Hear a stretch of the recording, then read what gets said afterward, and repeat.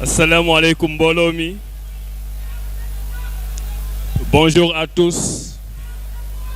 et merci pour cet accueil chaleureux. Aujourd'hui, c'est un message unique pour un parti unique qui va être baptisé tout à l'heure. Et c'est aussi un message unique pour le président unique de ce parti unique qui s'appelle Bassirou Diomaye Diakhar Faye. Aujourd'hui, c'est son jour. Aujourd'hui, c'est son moment. Nous lui sommes infiniment reconnaissants d'avoir matérialisé cette idée dite folle, d'avoir pensé à créer un parti politique qui sera, dans les prochains jours, le premier parti politique de la République du Sénégal. Et nous mettons en place ce parti politique parce que nous avons choisi la République. Nous n'avons choisi que rien que la République. Et nous avons tous ici, autant que nous sommes, défendu la République sous les colibés, sous les menaces. Et nous avons tenu bon parce que nous savions que nous avions choisi le bon chemin. C'est le chemin de la patrie, c'est le seul chemin du Sénégal d'abord et le chemin de la patrie d'abord. Nous avons aussi choisi Diomaye. Comme nous aurions pu choisir Diakhar, comme nous aurions pu choisir Faye, comme nous aurions pu choisir Bassirou. Mais vous avez fait le choix, nous avons fait le choix de choisir Bassirou Diomaye Diakhar Faye dans son patrimoine complet pour qu'il continue à nous guider et à guider le Sénégal vers les lendemains meilleurs. Nous avons choisi aussi la paix. Bés bu ñu fi waxee jàmm la ñu ne fii jàmm kenn du ko fi waxee. Alors que Sénégal ci jàmm la mës a lalu. Sénégal ci jàmm lañ ko mës a lijjanti. Sénégal ci jàmm la mës a liggéey. Ñu ni nag nañu xool képp koo xam ne patriote nga. Bokku Sénégal, njariñu Sénégal tax la jóg. Qu'on mette fin à cette parenthèse émotive du mandat pour entrer dans une parenthèse pragmatique du mandat avec les résultats qui vont se faire voir très bientôt. Lépp lu ñu am Sénégal moom moo ñu ko gënal te homme politique boo xam ne da nga jóg di liggéey pour Sénégal du sa moroomu homme politique moo lay tànnal yoon du sa moroomu homme politique moo lay wax koy àndal du sa moroomu homme politique moo lay wax ban yoon nga war a jaar ñun ñoo waxtaan suñu biir ba jubboo d'accord ne dañuy ànd pour aller à la conquête des suffrages. Et c'est pour ça que je voulais rendre hommage à toutes ces personnes qui sont ici nekkoon ay président de parti politique nekk président de mouvement wala nekk ay identité remarquable nekk ci ay parti ak ay mouvement politique di liggéey pendant longtemps dem ba li ñu téyee am dëgër ñu war ci mën a jàpp ñooñu ñoo choisir tey fàtte seen bopp ñooñu ñoo choisir de s'oublier eux-mêmes pour être au service de la patrie et au service du président de notre parti Bassirou Diomaye Diakhar Faye ma leen di wax ne nag def ngeen loo xam ne histoire du Sénégal dina ko bind parce que le parti que nous sommes en train de créer a pris une trajectoire inédite. D'habitude dañuy créer parti dem à la conquête du pouvoir. Nous avons déjà le pouvoir avec le travail exceptionnel d'une coalition et nous sommes en train de nous muer en parti politique. Képp koo xam ne bokkoon nga ci parti képp koo xam ne bokkoon nga ci mouvement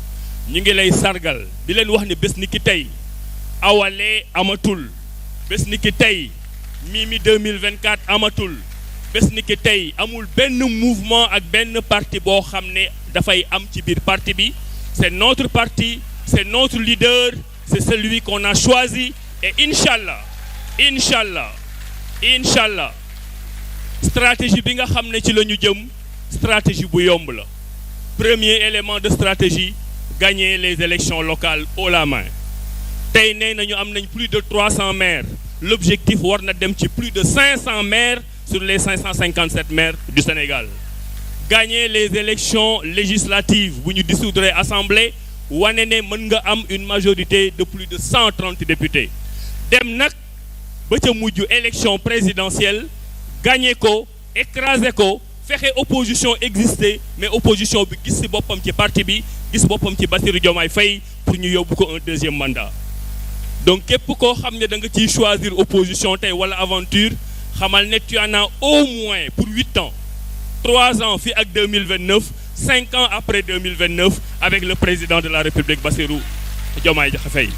fi may terminer nag li may dénk sama bopp di leen ko dénk yéen ñëpp mooy kilifa booy ànd ak moom ñaar rek la ñu xaar ci yow te man ci loolu laa nekk ñama àndaloon ci la ñuy nekk te xam naa ne ci ngeen nekk mooy fexe dans la mesure du possible chaque jour nga koy wàññil ay noonam chaque jour nga koy wàññil ay noonam ñaareel bi mooy chaque jour boo ko wàññilee noonam nga koy yokkal ay soppeem stratégie politique weesuwul loolu wàññi noonu président Diomaye yokkal ay soppe président Diomaye loolu bu ñu ko defee bu soobee yàlla dinañu am ndam ci élection locale am ko ci élection législative am ko ci élection présidentielle tey nag bésu Diomaye la Diomaye bu njaga ñaaw moom la ñuy tàllal le tapis rouge moo tax tous mes amis séeréer saafi tey dama bëgg ngeen jàppale Bassirou Diomaye Faye toute ma famille lébu dama bëgg ngeen jàppale Bassirou Diomaye Faye parce que ñoom la ñu bëgg mu yor Sénégal les Joola les Mandeng les Pulaar ñëpp nañu xam ne patrie bii nga xam ne moom la ñu woote mooy la patrie d'abord amul différenciation ci biir Sénégal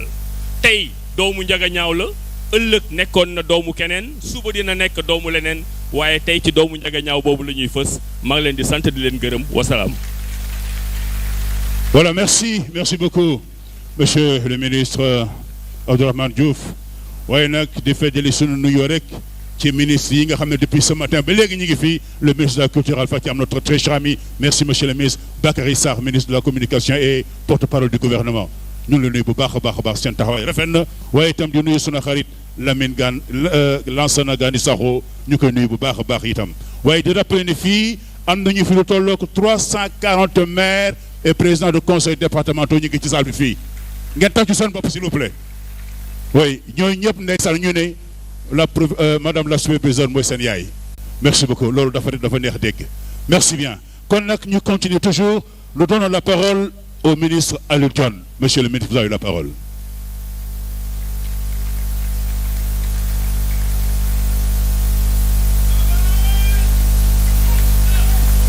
asalaamaaleykum mbooloo mi maa ngi nuyu kenn ku ci nekk ci sa tur ak sa sant ak ci sa daraja ma am mbégte tey ñëw fii ginnaaw bi nga xamee ne am na xew-xew boo xam ne amoon na te xew-xew boobu du woon lenn lu dul ñu am tàmbali boo xam ne dañ ko defoon ci liggéey bi ci gouvernement bi loolu nag mu nekk yoon wuy yàgg boo xam ne depuis ba ñuy créer Pastef ba léegi yàlla dogal 2024 ñu jot ci nguur gi ñu boole ñu ci ñi war a doxal développement Sénégal bi ñu demee ba jamono am lu xew